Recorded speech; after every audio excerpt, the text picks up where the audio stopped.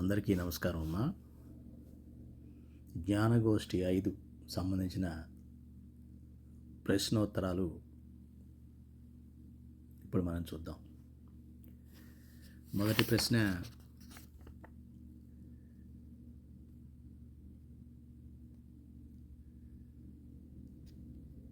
భగవంతుడు ఏ పరిస్థితుల్లో భూమిపై అవతరిస్తాడు అన్నదానికి 4వ అధ్యాయంలో 7వ శ్లోకం. యదా యదా హి ధర్మస్య గ్లానిర్భవతి భారత అభ్యుత్థానం అధర్మస్య తదాత్మానం సృజామ్యహం. ఎప్పుడైతే ధర్మానికి గ్లాని అంటే ధర్మం బలహీనపడుతుందో, నేను అధర్మం పెరుగుతుందో, అప్పుడు నేను అభ్యుత్థం అంటే అవతరిస్తాను. తనకు తానుగా అవతరిస్తాడు పరమాత్మ. కాబట్టి భూమిపైన ఎప్పుడైతే ధర్మం గతి తప్పుతోందో, అధర్మం పెచ్చరిల్లిపోతోందో, ఎవరైతే ఉత్తమ పురుషులు, భగవద్భక్తులు, సదాచార సంపన్నులు, వీరందరికీ కూడా అయోమయ పరిస్థితి, అంధకారం, జ్ఞానం మృగ్యమైపోయి చాలా కష్టాలు పడుతున్నప్పుడు దిక్కుతోచని పరిస్థితి ఏర్పడుతుంది. అధర్మం పెచ్చరిల్లింది కాబట్టి ధర్మం సన్నగిల్లుతుంది, అంటే గ్లాని ఏర్పడుతుంది ధర్మానికి. ఆ బలహీనమైన ధర్మంతో ధర్మపరులు మసలడం కష్టమైపోతుంది. వారికి ఊపిరాడిన పరిస్థితి ఏర్పడుతుంది. ఆ ధర్మపరులు అసురుల్లాగా రెచ్చిపోతూ ఉంటారు. ఆ సమయంలో భగవంతుడు భూమిపైన అవతరిస్తాడు మళ్ళీ ధర్మాన్ని స్థాపించడం కోసం. రెండవ ప్రశ్న, మరి భగవంతుడి అవతార ముఖ్య లక్ష్యాలు ఏమై ఉంటాయి? సరే, అవతరిస్తాడు. ఎప్పుడు అవతరిస్తాడో ఆ పరిస్థితి ఏమిటో మనం తెలుసుకున్నాం. పుట్టిన తర్వాత ఆయనకంటూ ఉండే ప్రధానమైన లక్ష్యాలు ఏముంటాయో అవి కూడా తర్వాత శ్లోకంలో, అంటే 8వ శ్లోకంలో ఇవ్వబడింది. పరిత్రాణాయ సాధూనాం వినాశాయ చ దుష్కృతాం ధర్మ సంస్థాపనార్థాయ సంభవామి యుగే యుగే.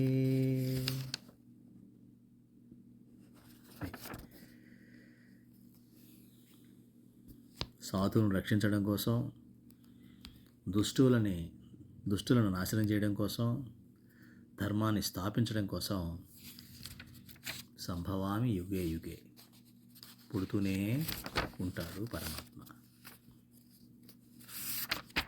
ఇక్కడ మనం గమనించాల్సింది, ధర్మం ఎక్కడైతే ఉంటుందో, ధర్మం అంటేనే పరమాత్మ అని అర్థం చేసుకోవాలి. పరమాత్మ ఉన్నప్పుడు ధర్మాన్ని నిలబెడుతూ ఉంటాడు. పరమాత్మ ఎప్పుడైతే తన అవతారాన్ని చాలించి తన యొక్క ధామానికి చేరుకుంటాడో, అప్పుడు ఆ ధర్మం ద్వారా తను నిలబెట్టిన, తన స్థాపించిన ధర్మం ద్వారా తను ఇక్కడే భూమిపైన ఉంటూ ఉంటాడు. కాబట్టి ఎవరైతే ధర్మంతో ఉంటారో వారిలో పరమాత్మ నివాసం ఉంటాడు. అందుకనే మనం గుణాతీత సత్పురుషుని యొక్క ఆశ్రయం కోరుకోమని ఎందుకు చెప్తామంటే, ఆయన ఎట్టి పరిస్థితుల్లో అధర్మానికి పాల్పడడు, ధర్మమూర్తి. భగవంతుడి లక్షణాలు ఏవైతే భాగవతంలో చెప్పబడ్డాయో అన్ని లక్షణాలు వారిలో ఉంటాయి. గుణాతీత స్థితిలో పురుషులో మాత్రమే ఉంటాయి. కాబట్టి భగవంతుడి లక్షణాలు ఎవరిలో ఉంటాయో వారు పరమాత్మ స్వరూపాల కింద మనం భావించి ఆ ధర్మపరుల్ని మనం ఆశ్రయించాలి. అధర్మపరులను ఆశ్రయించినట్లయితే వారి లక్షణాలు మనకు వచ్చి మనం అందులో పాపులుగా మిగిలిపోతాం. అందుకనే ధర్మం బలహీనపడుతున్న కొద్దీ ధర్మం ఉన్నవాళ్ళు, పరమాత్మ అంశం ఉన్నవాళ్ళు తగ్గిపోతూ ఉంటారు. ఆ సమయంలో ఎవరైతే పరమాత్మ అంశనే పట్టుకొని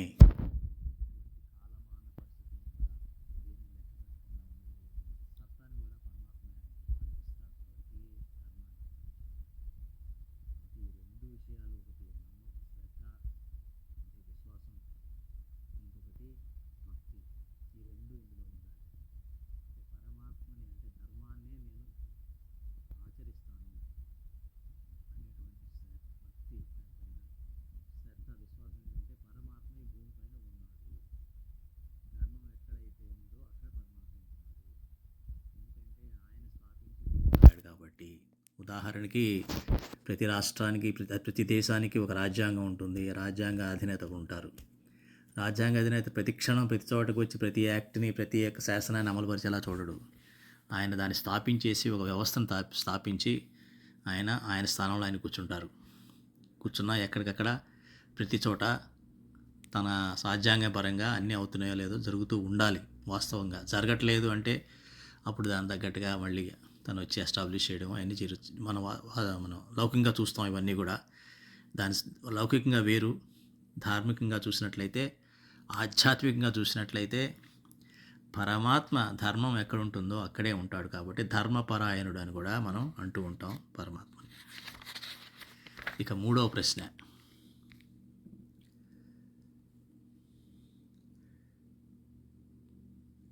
మరి ఈ భూమిపైన పుట్టే ప్రతి జీవి ప్రారంధంతోనే పుడుతుంది, ప్రారంధాన్ని అనుభవించాల్సిందే మనం అనుకుంటూ ఉంటాం కదా. మరి పరమాత్మ కూడా సంభవామి యుగే యుగే ఉంటున్నాడు. అంటే నేను కూడా పదే పదే జీవుడు ఎలాగైతే భూమిపైన పుడుతున్నాడో నేను కూడా భూమిపైన పుడుతూనే ఉంటాను, వస్తూ ఉంటాను, వెళుతూ ఉంటాను అని చెప్తున్నప్పుడు మరి బంధం ఏర్పడదా ఆయనకి కూడా? మరి భూమిపైన సంచరించేటప్పుడు, భూమిపైన కొన్ని కర్మలు చేసేటప్పుడు కొన్ని బంధాలు ఏర్పడవా అని అన్నట్లయితే దానికి మనం ఏం చెప్పాలి? తర్వాత శ్లోకం మనకి క్లియర్గా ఈ విషయాన్ని చెప్తుంది. ఇది చాలామంది మిస్ అవుతూ ఉంటారమ్మా. ఇక్కడే మనం జాగ్రత్తగా అర్థం చేసుకోవాలి. జన్మ కర్మ చ మే దివ్యం ఏవం యో వేత్తి తత్వతః త్యక్త్వా దేహం పునర్జన్మ నైతి మామేతి సోర్జున. అప్పుడు ఆయన చెప్పాడు, నా కర్మ నా జన్మ ఈ రెండు దివ్యములైనవి. దివ్యములు అంటే దోషములేమీ లేనటువంటివి, జ్ఞాన ప్రకాశము కలిగినటువంటివి.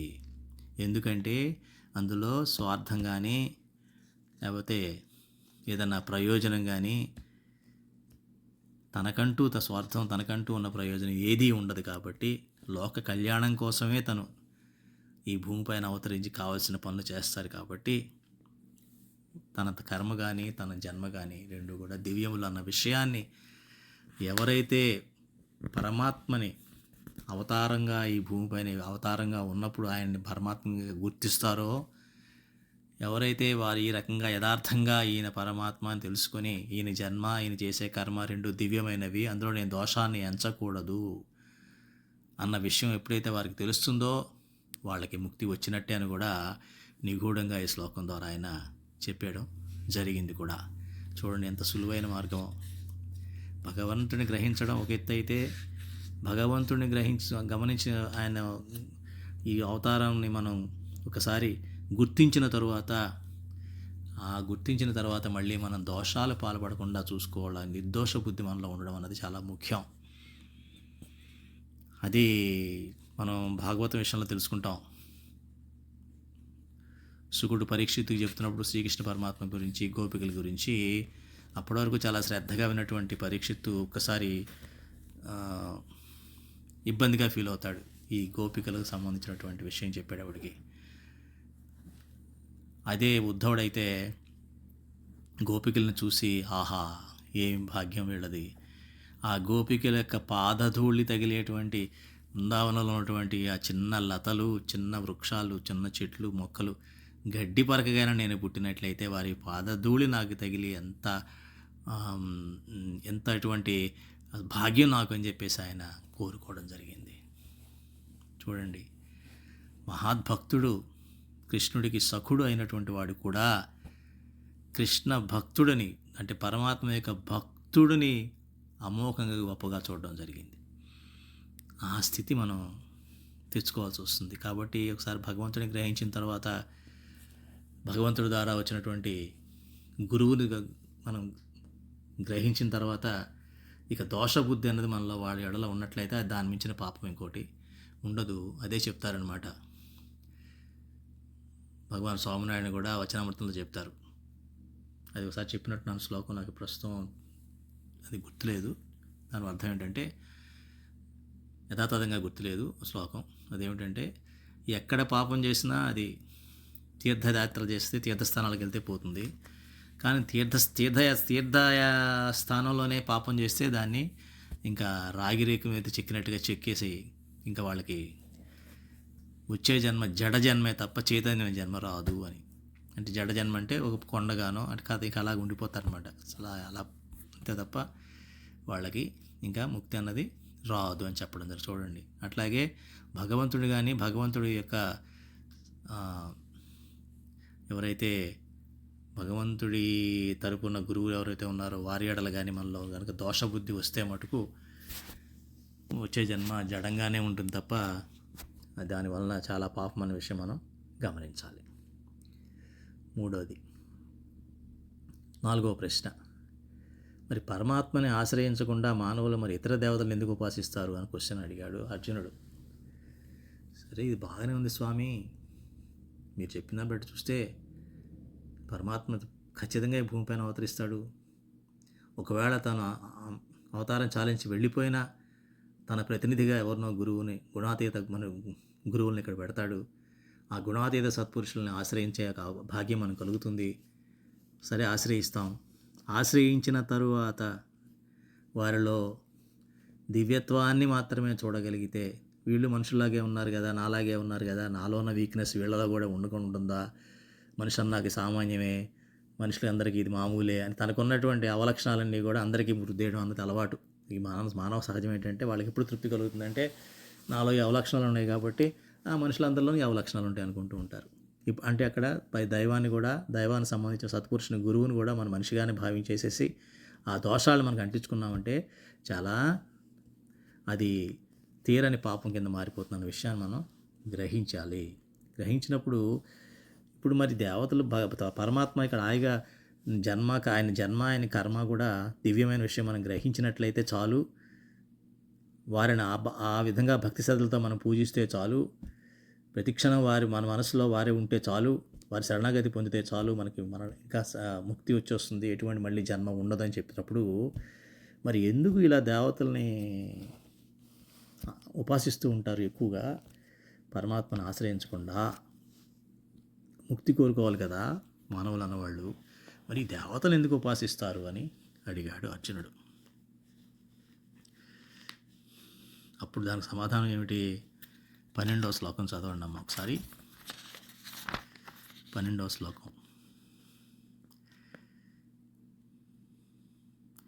కాంక్షంతః కర్మణాం సిద్ధిం యజంత ఇహ దేవతాః క్షిప్రం హి మానుషే లోకే సిద్ధిర్భవతి కర్మజా.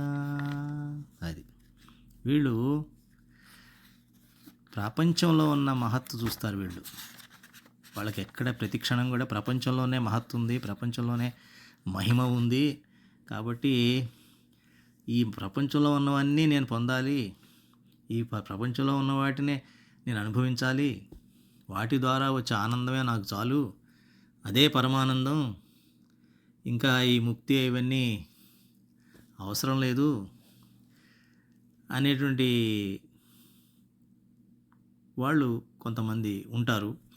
వాళ్ళు ఎప్పుడు కూడా దేవతలనే ఉపాసిస్తూ ఉంటారు. ఎందుకంటే దేవతలు శీఘ్రంగా వాళ్ళకి కావాల్సిన పూజో యాగమో యజ్ఞమో చేసేస్తే వారైతే వరం అయితే ఇచ్చేస్తారు, కోరిక తీరుస్తారు. కానీ కోరిక తీర్చిన తర్వాత దానికి వచ్చే ఫలము, కర్మ ఫలాన్ని మటుకు పరమాత్మ ఇవ్వాల్సిందే.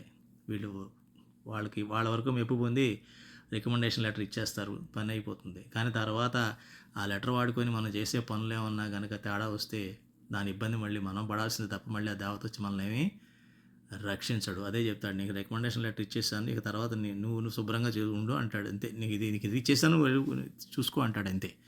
అందులో ఇబ్బంది వస్తే మటుకు మళ్ళీ అందులో బయటపడే అవకాశం ఉండదు. అంటే కోరికల వలన ఏది కూడా ముక్తి అన్నది రాదు అని మనం గమనించాలి. కోరికలు దేవతలను ఉపాసన ఎందుకు చేస్తామంటే మనలో కోరికలు తీరడం కోసం. ఎందుకంటే ఈ దేవతలు అన్నవాళ్ళు పంచభూత దేవతలు ఈ యొక్క ఏ కర్మకు ఆ కర్మ ఉన్నటువంటి కర్మకి కావలసినటువంటి ఫలితాన్ని వాళ్ళు ఇస్తారు. కానీ ఫలితం అంటే ఏంటంటే వర్షం పడాలనుకున్నాం, వర్షానికి సంబంధించిన ఏదో వరుణదేవుడి యజ్ఞం ఏదో ఉంది, పూజ అది చేసినట్లయితే డెఫినెట్గా వర్షం పడుతుంది, అంతవరకే. అట్లాగా ఒక కోరిక సంబంధించినటువంటి వాళ్ళ వాళ్ళ వరకు పరిధిలో ఉన్న కోరికను దేవతలు వాళ్ళు తీర్చగలుగుతారు. కాబట్టి ప్రతి కోరిక వెనకాల పడి మనం దేవతలను ఉపాసిస్తూ ఉంటాము అని చెప్పడం జరిగింది.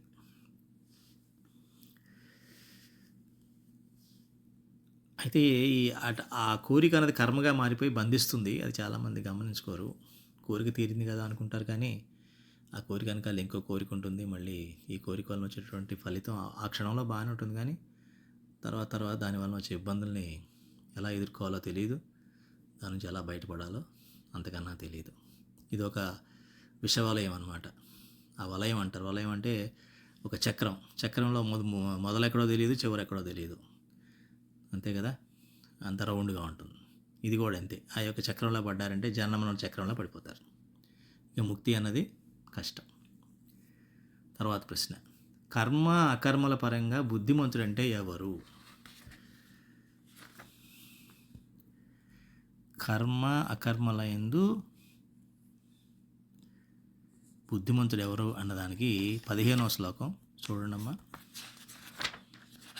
15వ శ్లోకం, ఏవం జ్ఞాత్వా కృతం కర్మ పూర్వైరపి ముముక్షుభిః కురు కర్మైన తస్మాత్ త్వం పూర్వైః పూర్వతరం కృతం.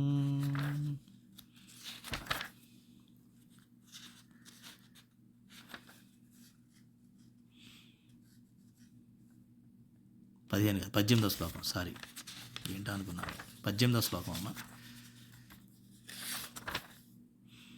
కర్మణ్యకర్మయః పశ్యేత్ అకర్మణి చ కర్మయః స బుద్ధిమాన్ మనుష్యేషు సయుక్తః కృత్స్నకర్మకృత్. ఇది ముఖ్యం, చాలా ముఖ్యమైనటువంటి శ్లోకం ఇది. అంటే కర్మయందు అకర్మని, అకర్మయందు కర్మని చూసుట అంటే కర్మ చేస్తూ కూడా నిర్లిప్తంగా ఉండడం, నిర్లిప్తంగా ఉంటూ కర్మను ఆచరించడం. అలా ఏ రీతిగా సమస్త కర్మలు చేస్తాడో వాడే యోగి, బుద్ధిమంతుడు. అంటే కర్మ చేస్తూ కూడా నిర్లిప్తంగా ఉండడం, జరుగుతున్న కర్మని అకర్మగానే భావించడం. అంటే ఈ కర్మ అంటే నేను చేస్తున్నాను, ఇది నా పని, ఇది వారి పని, ఈ పని నేను చేస్తున్నాను అటువంటి భావన ఉన్నదాన్ని కర్మ చేయడం అంటారు. అకర్మను అంటే ఇది దానికది భగవంతుడి యొక్క సంకల్పంతో అది జరుగుతూ ఉంది, అందులో నేను ఒక భాగాన్ని మాత్రమే, నేను నిమిత్త మాత్రుని అనుకొని చేయడం అనేది అకర్మ. శ్రీకృష్ణ పరమాత్మ అర్జునుడికి అదే చెప్తాడు కదా, ఈ యుద్ధం నువ్వు చేస్తున్నావు, నువ్వేదో గెలుస్తావు, నీకేదో జరిగిపోతుందని నువ్వు అనుకుంటున్నావు, నువ్వు కేవలం నిమిత్త మాత్రుడివే, ఇదంతా చేయిస్తోంది నేను అని చెప్తాడు. కాకపోతే ఆ భాగ్యాన్ని, ఆ కీర్తిని నీకు ఇవ్వడం కోసం నిన్ను ఎంచుకున్నాను నేను నా భక్తుడిగా అని చెప్పాడు. అంతే తప్ప ఏదో నేను గొప్పవాడిని కాబట్టి నాకు ఇది వచ్చింది, నేను కాబట్టి ఇది చేయగలుగుతున్నాను అనే భావన మనలో వచ్చింది అంటే అది కర్మగా మనకి దాని ఫలితం అనుభవించక తప్పదు. అందులో అకర్మను చూడగలిగితే భగవంతుడు నిమిత్త మాత్రుడిగా నన్ను ఈ పనికి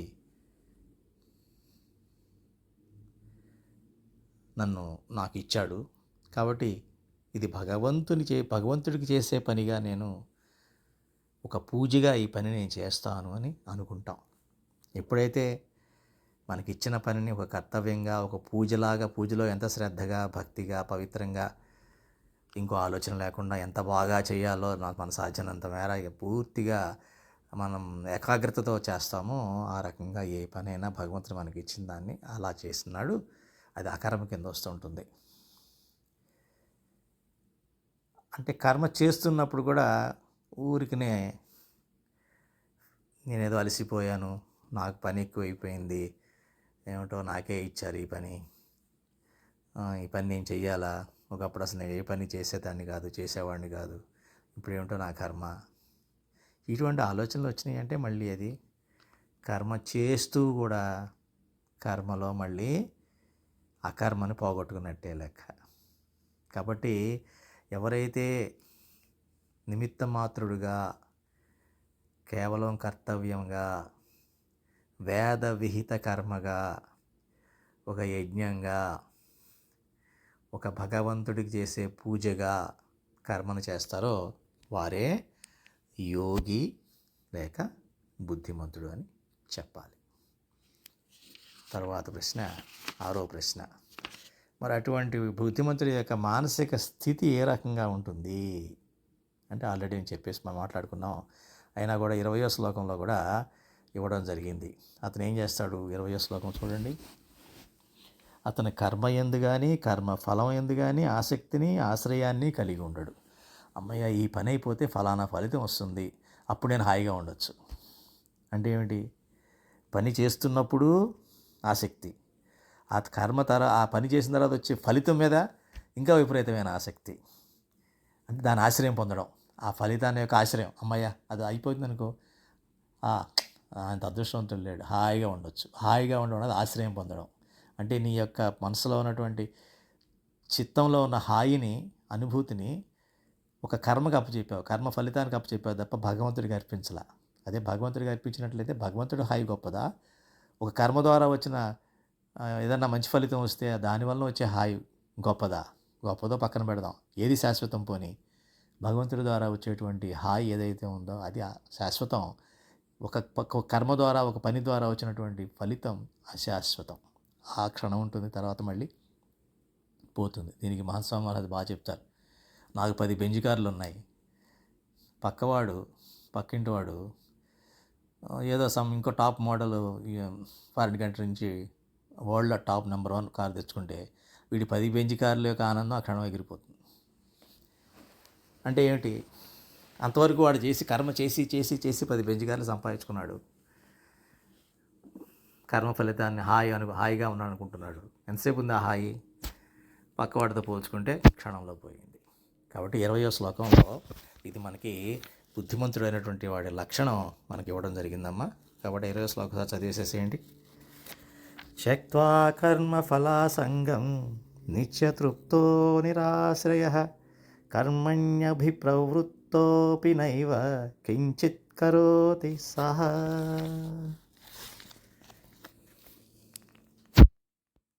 తరువాతి ప్రశ్న,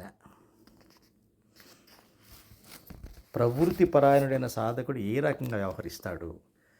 సరేనండి, మనం చెప్పిన ప్రకారంగా అంత నివృత్తిలాగా ఉంది. నివృత్తి అంటే ఏంటంటే అంతా పరమాత్మ అనే అంటే పూర్తి వైరాగ్యత చేసేదాన్ని నివృత్తి అంటారు. ప్రవృత్తి అంటే మరి పొద్దున్న లేచిన దగ్గర మనకు కొన్ని బాధ్యతలు ఉంటాయి, ఎన్నో పనులు చేస్తూ ఉంటాం, అది ప్రవృత్తిగా చేయాల్సి వస్తుంది. ఒకసారి మన ప్రవృత్తి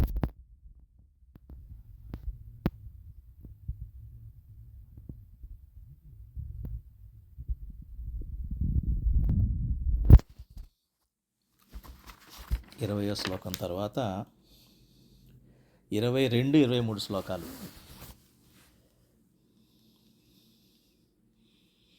అతను ఎలా ఉంటాడు అంటే 22, 23 శ్లోకాలు చూడండి ఒకసారి.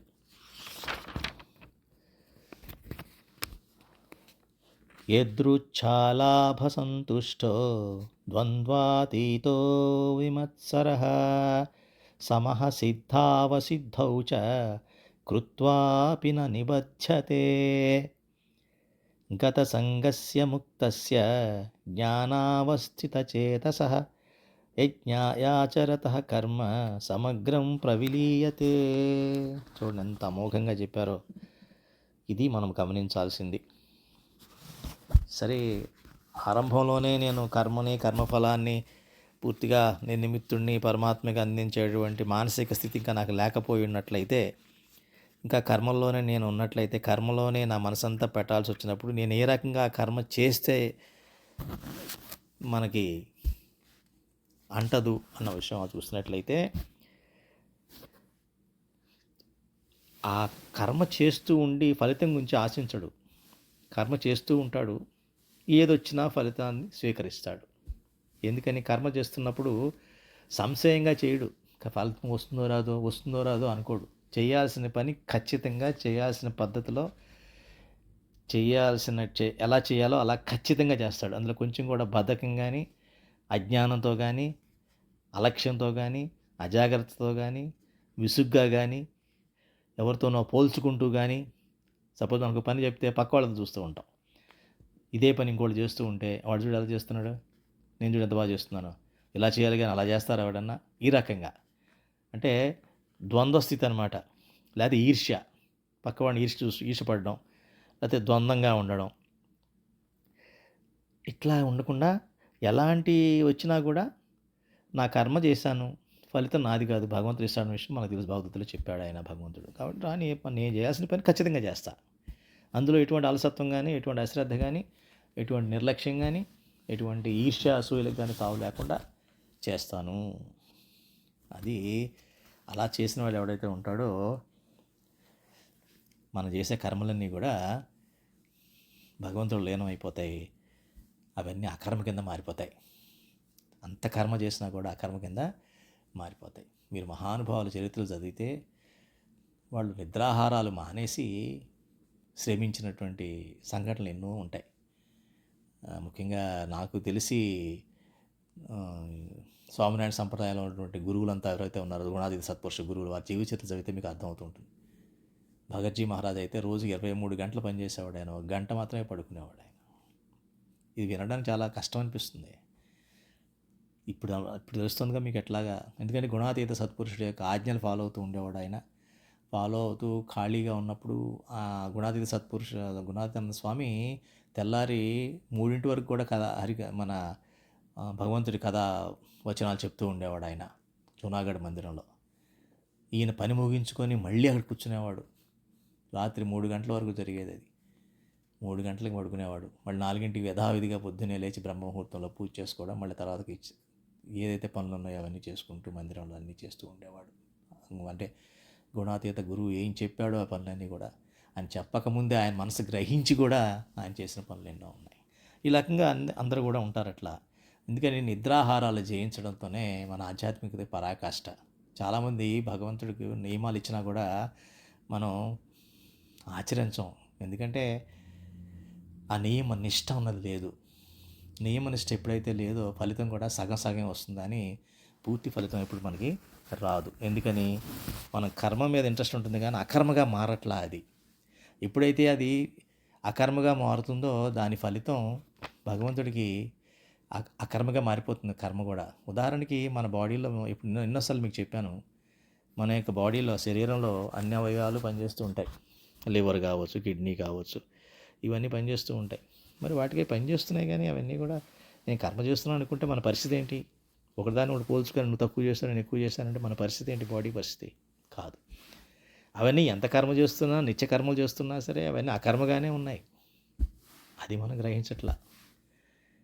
అది మనసుకు పట్టించుకోగలిగితే అదే జ్ఞానం అంటారు. దాన్నే జ్ఞానం అంటారు. అదే భగవద్గీతలో చెప్పింది. ఆ జ్ఞానం కోసమే భగవద్గీతలు, భాగవతాలు, వచనామృతాలు ఇవన్నీ కూడా, సత్సంగ దీక్షలు ఇవన్నీ కూడా ఆ జ్ఞానం తెచ్చుకొని ఆ రకంగా ఆచరించేలాగా. అంటే మనం చేసే కర్మలన్నీ కూడా అకర్మగా మారాలి అంటే ఈ రకంగా మన మనస్థితి ఉండాలి అని చెప్పడం జరిగింది. తర్వాత ప్రశ్న, యజ్ఞంలో శ్రేష్టమైన యజ్ఞం ఏది? ఇది అందరూ చెప్పగలుగుతారు. యజ్ఞాల్లో శ్రేష్టమైనది జ్ఞాన యజ్ఞం మాత్రమే. ఎందుకు ఇప్పుడు అనుకున్నాం కదా, జ్ఞానం అనేది వస్తే కర్మలన్నీ కూడా లయం అయిపోతాయి. మనం చేసే కర్మలు ఏది కూడా మనకు అంటవు, అకర్మగా అయిపోతుంది, పవిత్రత అవ్వాల్సి వస్తుంది. ఇక దోషభావాలు ఉండవు ఆ కర్మలో, దివ్యత్వం వచ్చేస్తుంది. భగవంతుడు అక్కడ ఉంటాడు, అందులో ఉంటాడు. భగవంతుడి దగ్గర ఎటువంటి దోషము అంటదు. కాబట్టి కర్మ ఎప్పుడైతే జ్ఞానంతో చేస్తామో అది అకర్మగా మారిపోయి మనకి కర్మ అన్నీ కూడా లయమైపోతాయి. దేనివల్ల కూడా మనకి ఇబ్బంది అన్నది రాదు. మళ్ళీ నెక్స్ట్ జన్మకి ఈ కర్మ మనకి కారణాన్ని సృష్టించదు. కారణ శరీరంలో ఇది ఇంకదు. కారణ శరీరంలో కనుక మనం చేసే కర్మ ఇంకిందంటే మళ్ళీ దానికోసం మళ్ళీ జన్మ ఎత్తాల్సి వస్తుంది. కారణ శరీరం అన్నది సమసిపోదు. కారణ శరీరం కంటిన్యూ అయిపోతూనే ఉంటుంది. మరి అటువంటి ఈ జ్ఞానాన్ని పొందడానికి మార్గం ఏమిటి? జ్ఞానం పొందడం అంటే ఇప్పుడు మన జ్ఞానం పొందుతున్నాగా, భగవద్గీత చదువుతున్నాం, జ్ఞానం వచ్చేస్తుంది అనుకుంటున్నాం కదా, అలా కాదు. ఎవరైతే ఆచరిస్తూ ఉంటారో, ఎవరైతే భగవంతుడికి దగ్గరగా ఉంటారో, అంటే వారి యొక్క అలవాట్లు, ఆలోచన పద్ధతి అవన్నీ కూడా దైవత్వానికి దగ్గరగా, దివ్యత్వానికి దగ్గరగా ఉంటారో ఆ గురువుని ఆశ్రయించి వారు ఏం చెప్తే అది చేయగలిగేలాగా ఉండాలి. మరి ఆయన ఎలా ఆశ్రయించాలన్నది కూడా చాలా అందమైన శ్లోకం. ఇది చాలాసార్లు అందరూ చెప్తారు. ఇది కూడా గుర్తుపెట్టుకోవాల్సినటువంటి శ్లోకం. అది 34వ శ్లోకం చూడండి అమ్మా. 34 తద్విద్ధి ప్రణిపాతేన పరిప్రశ్నేన సేవయా ఉపదేక్ష్యంతి తే జ్ఞానం జ్ఞానిని తత్వదర్శనః జ్ఞానినః సత్వదర్శనః.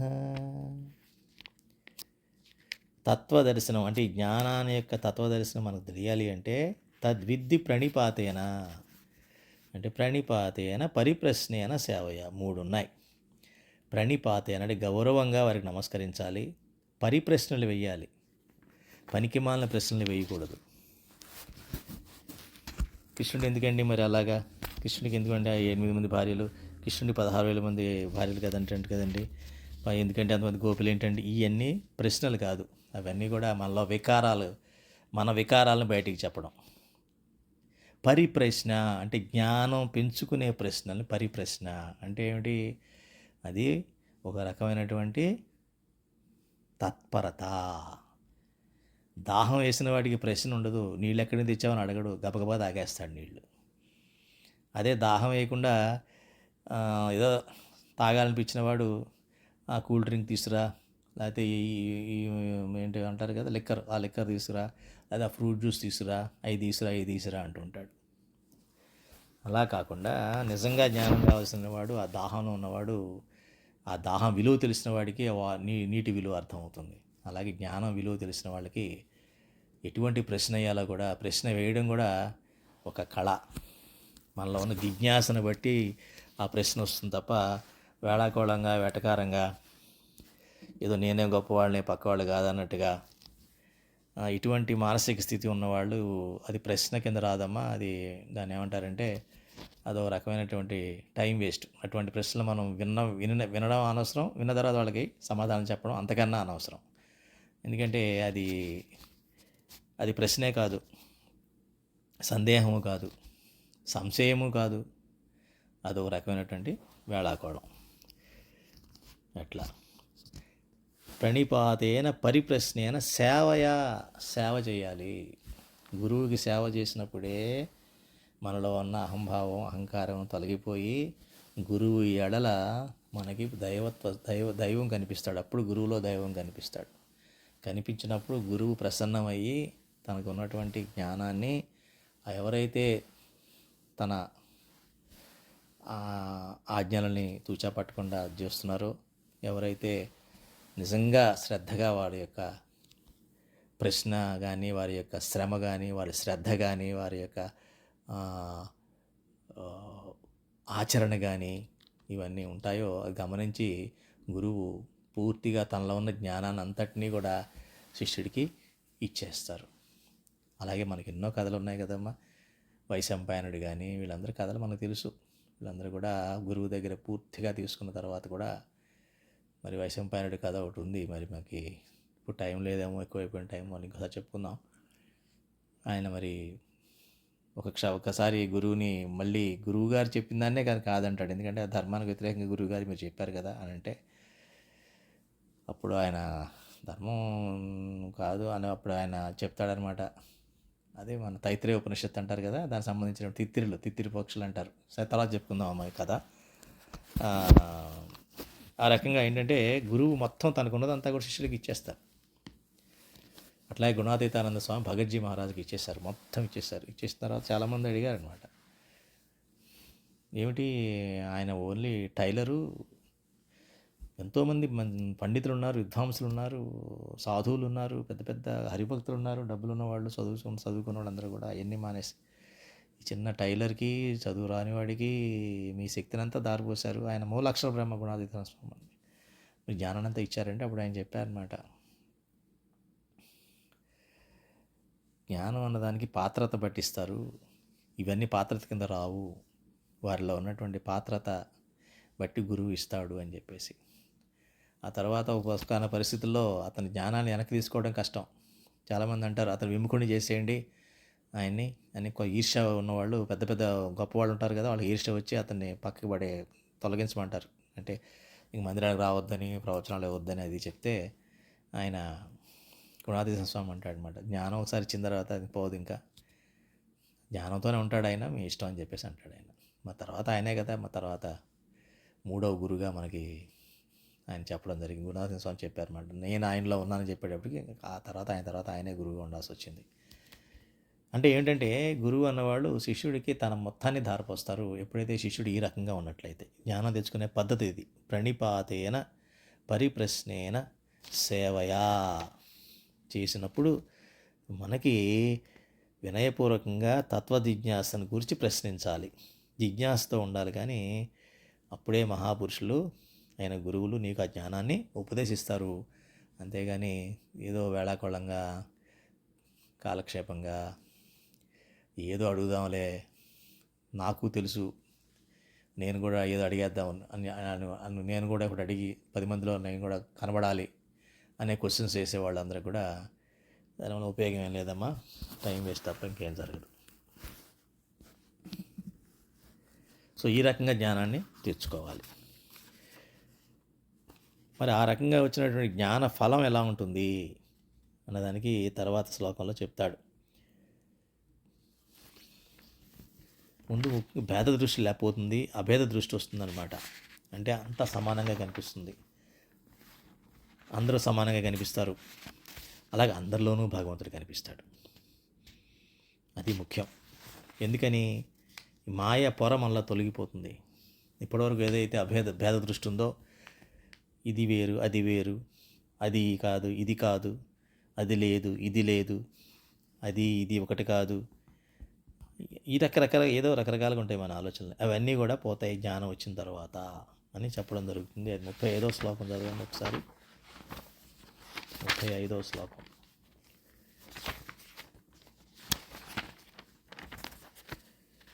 యజ్ఞాత్వా న పునర్మోహం ఏవం యాస్యసి పాండవ ఏన భూతాన్యశేషేణ ద్రక్ష్యస్యాత్మజ్ఞధోమయీ. అది ముఖ్యంగా మనలో మోహం పోతుంది, ఈ అరిషడ్వర్గాలన్నీ పోతాయి. దానితో ఈ మాయాపొర తొలగిపోయిన తర్వాత సమస్త ప్రాణులు నేను ఒకటే అనే ఫీలింగ్ వస్తుంది. అన్ని ప్రాణుల్లో నన్ను మనం చూసుకుంటాం, అదే మనలో కూడా మిగతా ప్రాణులను కూడా మనలోనే చూసుకుంటాం. అంటే నాకు దెబ్బ తగిలితే నేను ఎంత బాధపడతానో ఎదుట ప్రాణి కూడా అంతే బాధ కలుగుతుంది కదా, అందులోనూ భగవంతుడే ఉన్నాడు కదా. నేను బాధపడుతున్నానంటే నాలో ఉన్నది ఎవరు? పరమాత్మే బాధపడుతున్నాడు కదా. మరి వాళ్ళలో కూడా పరమాత్మే ఉన్నాడు కదా, జీవులందరిలో కూడా అంతర్యామిగా ఉన్నది పరమాత్మనే కదా మనకు తెలుసు.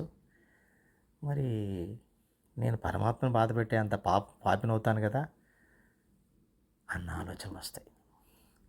ఇటువంటి స్థాయికి జ్ఞానాన్ని మనం పెంచుకోగలిగినాడు, అప్పుడు మనలో భగవంతుడు నివాసం ఉంటాడు.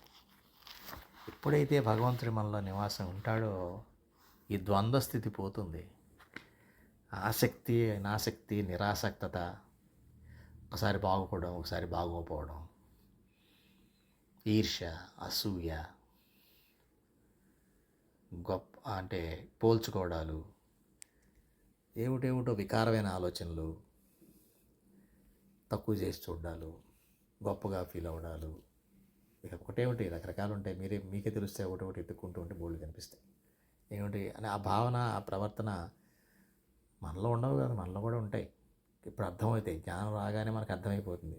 ఇదేంటి ఇన్నాళ్ళు ఇంత అసహ్యంగా బిహేవ్ చేశాను నేను, అంటే నేను బ్రతికిన జీవితం అంతా కూడా ఏమాత్రం ఉపయోగం లేదనమాట. అంటే భగవంతుడికి అనుకూలంగా ఎక్కడ కూడా నేను ప్రవర్తించలేదన్నమాట అన్న విషయం మనకి అర్థమైపోయి సిగ్గుపడిపోయి ఇప్పటి నుంచైనా భగవంతుడు అంటే ఏమిటి, భగవంతుడు ఏం చెప్పాడు, భగవంతుడు గురువు ద్వారా ఏం చెప్పిస్తున్నాడు, అది నా కోసమే చెప్పాడు, నా కోసమే భగవంతుడు నా మీద కరుణ చూపించి ఈ ఈ విషయాలు నాకు అందజేస్తున్నాడు. కాబట్టి భగవంతుడా చాలా ధన్యుణ్ణి నేను. ఎంత ఎంత దయామయుడివయ్యా నువ్వు. నా మీద ఎంత ఎంత ప్రేమ, ఎంత అసలు ఆ, ఆ, ఇది ఉంది నా పైన నీకు. ఎంత కేర్ అంటే కన్సర్న్ అంటారు ఇంగ్లీష్లో, దాన్ని ఏమంటారు తెలుగులో. ఆ, నన్ను ఎంతగా పట్టించుకుంటున్నావు నువ్వు, నా మీద ఎంత శ్రద్ధ చూపిస్తున్నావు భగవంతుడా అని చెప్పేసి మనం అప్పుడు అశ్రు కళ్ళమట అశ్రువులు వస్తాయి, అశ్రు ధారలు వస్తాయి భక్తులకి. అది వచ్చినాడు మన భగవంతుడు దగ్గరగా ఉన్నట్టు లెక్క. అంటే తన లోపాలని తను గ్రహించి వెనక్కి తిరిగి చూసి, అయ్యో ఇంత జీవితం నాశనం అయిపోయింది, వేస్ట్ చేసేసాను అనిపిస్తోంది ఇప్పుడు, భగవంతుడా క్షమించు, నాకు తెలియక చేశానో తెలిసే చేశాను, ఇప్పుడు తెలుస్తోంది చేసిన తప్పులు అనే విషయం అర్థమైంది. శరణాగతి పొందితే అప్పుడు పశ్చాత్తాపం ఎప్పుడైతే పడతామో ఆటోమేటిక్గా అవన్నీ కూడా ఇంత మనం చెప్పినట్టుగా కర్మలన్నీ అకర్మగా ఎలా మారిపోతాయో, ఎప్పుడైతే ఈ రకంగా పశ్చాత్తాపడతామో అవన్నీ కూడా భస్మం అయిపోయి పవిత్రం అయిపోతాయి. దోషాలన్నీ కూడా దివ్యమైపోయి అంత్యకాలంలో మనకి అవి అడ్డుపడవు.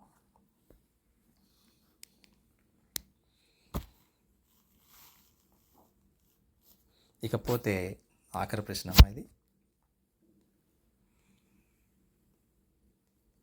జ్ఞానం పొందట్లో ఆటంకాలు ఏమిటి అన్నదానికి 40వ శ్లోకం చూడండి. మనం చాలాసార్లు చెప్పుకుంటూ ఉంటాం ఈ శ్లోకం. ఇది కూడా చాలా ముఖ్యమైన శ్లోకం. అజ్ఞశ్చ అశ్రద్ధదానశ్చ సంశయాత్మా వినశ్యతి, నాయం లోకోస్తి న పరో న సుఖం సంశయాత్మనః. నా లోకో నా పరో నా సుఖం, నాయం లోకం, లోకంలో కానీ పరంలో కానీ వారికి సుఖం అన్నదే ఉండదు. ఎవరు వారు? సంశయాత్మ వినశ్యతే. ఇది చాలా గుర్తుపెట్టుకోవాల్సిన విషయం.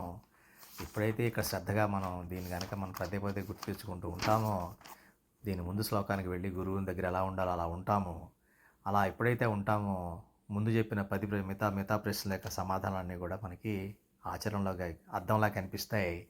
కనిపించినప్పుడు మనలో పరమాత్మ దగ్గరగా ఉంటాడు. అంటే ఇప్పుడు ఏం చెప్పేవాడు? శ్రద్ధ లేనివాడు, సంశయం ఉన్నవాడు, వాడు తప్పకుండా పతనమే పొందుతాడు. అటువంటి పతనం పొందే యొక్క పురుషుడు ఇహలోకంలో కానీ పరలోకంలో కానీ సుఖం అన్నది ఉండదు. ఎందుకని మానవులంతా ఈ లోకంలో సుఖాల కోసం వెంపర్లాడుతూ ఉంటారు అంటే, మళ్ళా సుఖం ఉంటుందో ఉండదో ఉన్నప్పుడే అనుభవించేసి అన్న ఆలోచన. అంటే మళ్ళా సుఖం లేకపోతే దుఃఖం వస్తుందేమో అని భయం ఉండదు. ఎందుకని? వీరు అప్పటికప్పుడు తర్వాత ఎవరు చూడొచ్చాడులే, ఎవరికి తెలుసు. అది జంతు బుద్ధి అంటారు, పశు బుద్ధి అంటారు. పశువులు ఏం చేస్తాయి? ఆకలేస్తే ఏది పడితే అక్కడ, ఎక్కడ పడితే అక్కడ తినేస్తాయి. నిద్ర వస్తే ఎక్కడో పడుకుంటాయి. వాటికి అప్పుడు కాదు, అయిపోతే చాలు.